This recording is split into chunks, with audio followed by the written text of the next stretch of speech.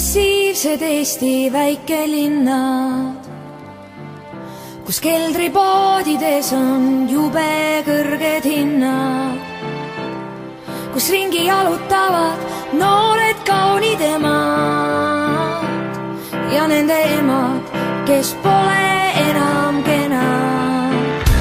Depressiivsed Eesti väikelinnad, kus õhtul pole mitte kuugile minna, kus eluunistus on kasutatud pelmad või eramaja ning suur peena.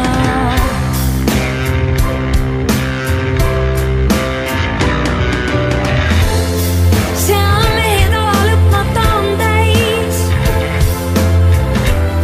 seal Smailers ikka suvetuuril käib, seal jaanitulel alati saab keegi lõuga.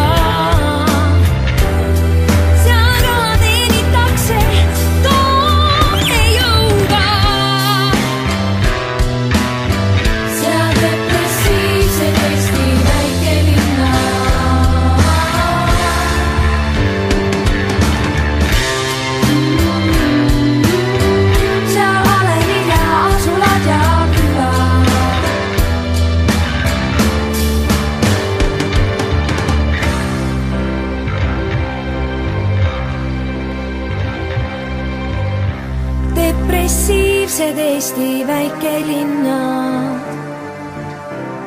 meil väga tihti pole põhjust sinna minna,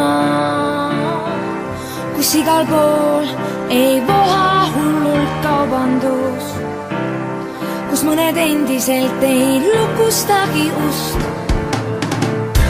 Depressiivsed Eesti väikelinnad, sind justkui ajaks naerma kuuldes mõnda nime neist. Sa justkui häbeneks, kui keegi küsib mõnda neist. Sul on üks saladus, sa oled